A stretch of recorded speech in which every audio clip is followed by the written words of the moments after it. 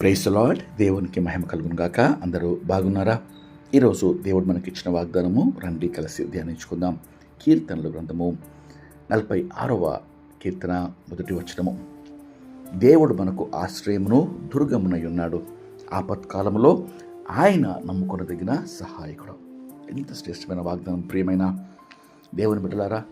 దేవుడు మనకు ఆశ్రయము దుర్గమునై ఉన్నాడు, ఆయనే ఆపత్కాలంలో నమ్ముకొనదగిన సహాయకుడు. ఈరోజు ఆపత్కాలం అనగా అనారోగ్య పరిస్థితి, కలహాలతో, పోరాటాల్లో, ఆరాటాల్లో, అసమాధానముతో, వ్యక్తిగత జీవితంలో, మరి కుటుంబాల్లో, మరి ఉద్యోగ పరిస్థితిలో, కలతలతో, కష్టాలతో, కన్నీటితో, అన్యాయం జరిగిన పరిస్థితిలో ఉన్నావా? దేవుడితో మాట్లాడుతున్నాడు. ఆయన సహాయం చేయటకు నీ మధ్య నిలిచున్నాడు. 5వ వచనంలో గమనిస్తే, దేవుడు ఆ పట్టణంలో ఉన్నాడు, దానికి చలనము లేదు. అరుణోదయమున దేవుడు దానికి సహాయం చేయుచున్నాడు.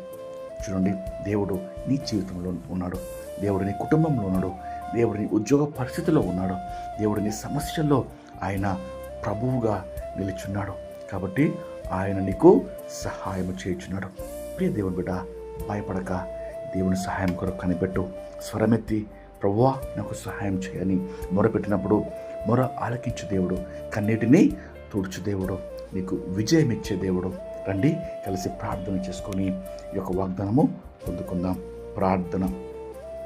మహాపరిశుద్ధమైన మా ప్రియమైన పరలోకపు తండ్రి, ఆపత్కాలంలో నమ్ముకొనదగిన సహాయకుడా, మా కీడమా, మా రక్షణ దుర్గమా, ఈ దినమందు మాకు ఇచ్చిన వాగ్దానం కనుక ఎంతో వందలు. ప్రార్థనలో ఏకీపించిన ప్రతి ఒక్కరు ప్రభా, ఎటువంటి సమస్యలతో, కన్నీటితో, అనారోగ్య పరిస్థితుల్లో, దుఃఖంలో ప్రభా, అన్యాయంలో బిడ్డలు తను బాధపడుచున్నారో ఈ బిడ్డలకు ప్రభా సహాయముగా, కీడముగా అయా దిగిరమ్మని వేడుకొంచున్నాం ప్రభా.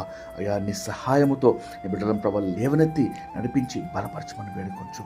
ప్రతి అనారోగ్యం స్వస్థపరిచి ఆరోగ్యవంతులుగా నిలబెట్టమని వేడుకొంచు. నీకే మహిమ చెల్లిస్తూ యేసుక్రీస్తు నామములో వేడుకొంచు ప్రార్థిస్తున్నాం తండ్రి.